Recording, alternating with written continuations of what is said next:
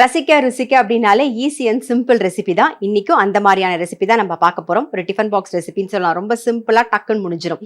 அதுக்கு முன்னாடி இந்த ரசிக்க ருசிக்கல கலந்துக்கணும் நிறைய பேர் கேட்குறீங்க. நீங்க பண்ண வேண்டியதெல்லாம் என்ன ரெசிபி பண்ண போறீங்க அப்படிங்கறத டீடைல்டா மறக்காம உங்க போன் நம்பரோட ஜெயா டிவிக்கு எழுதி அனுப்புங்க. அப்படி இல்லைன்னா கீழே வர வாட்ஸ்அப் நம்பருக்கும் நீங்க வாட்ஸ்அப் பண்ணலாம். ஸோ இன்னைக்கு என்ன பார்க்க போறோம்னா கத்திரிக்காயை வச்சு ஒரு பிரியாணி தான் பண்ண போறோம். ரொம்ப சிம்பிளா நிறைய பேர் பண்ணிருப்பீங்க. ஒவ்வொருத்தர் ஒவ்வொரு விதமா பண்ணுவோம் இல்லையா? ஸோ நான் என்னோட ஸ்டைல்ல கத்திரிக்காய் பிரியாணி எப்படி பண்றது அப்படின்னு தான் உங்களுக்கு காமிக்க போறோம். ரொம்ப சிம்பிளா டக்குன்னு பண்ணிடலாம். அதுக்கு முன்னாடி அதுக்கு தேவையான பொருள் என்னங்கிறத பார்த்துட்டு வந்துடலாம் வாங்க. கத்திரிக்காய் பிரியாணி செய்ய தேவையான பொருட்கள்: நறுக்கிய கத்திரிக்காய் 1 கப், வடித்த சாதம் 1 கப், நறுக்கிய வெங்காயம் 2, நறுக்கிய தக்காளி 2, புதினா தேவையான அளவு, கொத்தமல்லி தேவையான அளவு, இஞ்சி 1 அங்குலம், பூண்டு 5 பல், வரமிளகாய் 5, மிளகு 1 டீஸ்பூன், சோம்பு 1 டீஸ்பூன், தனியா 2 டீஸ்பூன், மஞ்சள் பொடி 1/2 டீஸ்பூன், கரம் மசாலா பொடி 1/2 டீஸ்பூன், பட்டை கிராம்பு பிரிஞ்சி இலை தேவையான அளவு, எண்ணெய் தேவையான அளவு, உப்பு தேவையான அளவு. கத்திரிக்காய் பிரியாணி செய்யறதுக்கு தேவையான பொருள் என்னென்னு பார்த்தாச்சு. இப்போ எப்படி பண்றதுன்னு தான் பார்க்க போறோம். ஃபர்ஸ்ட் அதுக்கு வறுத்து அரைச்சிக்க வேண்டியது என்னென்னு பார்த்துடலாம். அதுக்கு கொஞ்சமா எண்ணெய் விட்டுக்கலாம் பேன்ல. நம்ம இதுக்கு காரம் வரமிளகாயும் மிளகும் மட்டும்தான் சேர்க்க போறோம் காரத்துக்கு. ஸோ காரம் உங்களுக்கு தகுந்த மாதிரி நீங்க பார்த்து போட்டுக்கோங்க. ஒரு 2 கிராம்பு, ஒரு சின்ன பீஸ் பட்டை, கொஞ்சமா சோம்பு.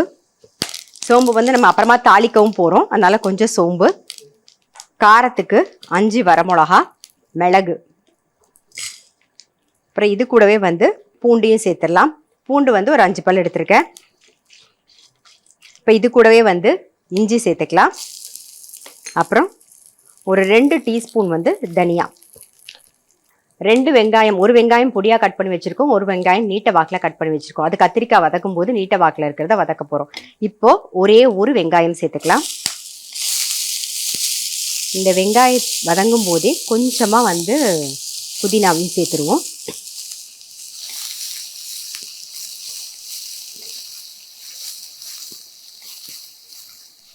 ரெண்டு தக்காளி. இப்போ இந்த கிரேவிக்கு தேவையான உப்பை சேர்த்துடலாம். இதை பேஸா வச்சுட்டு கத்திரிக்காய்ன்னு கிடையாது, நீங்க கத்திரிக்காய், உருளைக்கிழங்கு, இல்லை உருளைக்கிழங்கு, கோவக்காய், இல்லை எனிக்காய் எல்லா வெஜிடபிளும் சேர்த்து போட்டு பண்ணலாம். பன்னீர், மஷ்ரூம், காலிஃப்ளவர் மட்டுமும் போடலாம், எது வேணாலும் போடலாம். ரொம்ப நல்லா டேஸ்டா இருக்கும். அந்த மிளகு வரமிளகா காரம் மட்டும்தான் இதுக்கு. உப்பு போட்டு கொஞ்சம் வதங்கட்டும். அப்புறமாவும் நம்ம திருப்பி வதக்க தான் போறோம். நல்லா எண்ணெய் பிரிஞ்சு வதங்கணும். இப்போ அப்படி இல்லை, லைட்டா வதக்கிக்கலாம். இந்த புதினா வெங்காயம் வதங்கும் போதே புதினாவையும் போட்டிங்கன்னா அது ஒரு வதங்கி வரும்போது நல்ல வாசனையாக நல்லா டேஸ்டாக இருக்கும். இந்த அளவுக்கு வதங்கினா போதும். இப்போ நம்ம வதக்கினதை ஒரு பிளேட்ல மாற்றிடலாம். ஆறுனதுக்கு அப்புறமா நம்ம அரைச்சிக்கலாம்.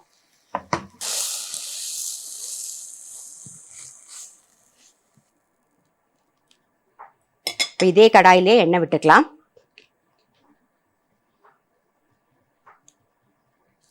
சோம்பு ஒரு 1/2 டீஸ்பூன், இது கூடவே பிரிஞ்சி இலையும் சேர்த்துக்கலாம். இப்போ நீட்ட வாக்கில் கட் பண்ணி வச்சிருக்கிற வெங்காயத்தை சேர்த்துலாம்.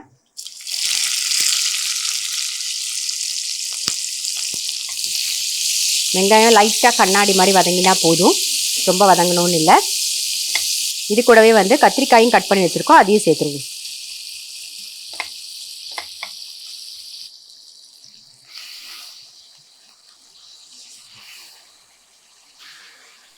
கொஞ்சம் மஞ்சள் பொடி, இதுக்கு தேவையான உப்பு. ஆல்ரெடி நம்ம அந்த மசாலா, அந்த கிரேவிக்கு உப்பு போட்டிருக்கோம். ஸோ உப்பு பார்த்து போட்டுக்கணும். அதுக்கப்புறம் கொஞ்சம் புதினா இலை, கொஞ்சம் கொத்தமல்லியும் சேர்த்துடலாம். இப்போ கத்திரிக்காயை மூடி வச்சிடலாம், அது வேகட்டும். அது வேகிறதுக்குள்ள நம்ம தக்காளி வெங்காயம்லாம் வதக்கணும் இல்லையா, அது நல்லா ஆறி இருக்கும், அரைச்சி எடுத்துட்டு வந்துடலாம். நம்ம வதக்கினதை நல்லா அரைச்சாச்சு. ரொம்ப நைஸா அரைக்க வேண்டாம், கொஞ்சம் கோர்ஸா அரைச்சிக்கோங்க. அரைச்சி ரெடியா இருக்கு. இந்த பக்கம் கத்திரிக்காய் ஆல்மோஸ்ட் வெந்துடும், சீக்கிரமாவே வெந்துடும்.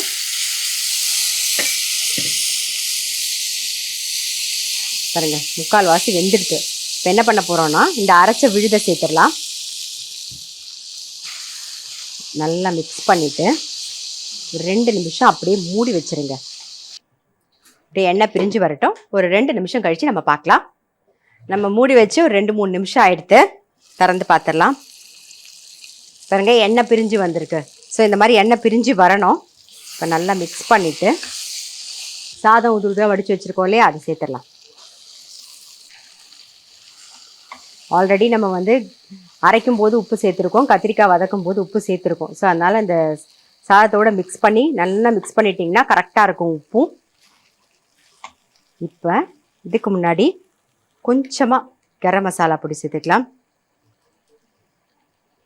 இது கூடவே ஒரே ஒரு ஸ்பூன் வந்து நெய்.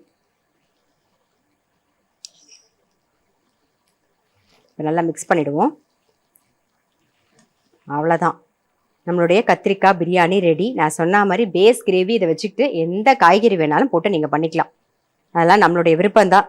சரி, கத்திரிக்காய் மட்டும் இருக்குன்னா டிஃபன் பாக்ஸ் கொடுக்கறதுக்கு உங்களுக்கு ரொம்ப ஈஸியாக இருக்கும். இப்போ இதை பிளேட்டிங் பண்ணிவிடுவோம்.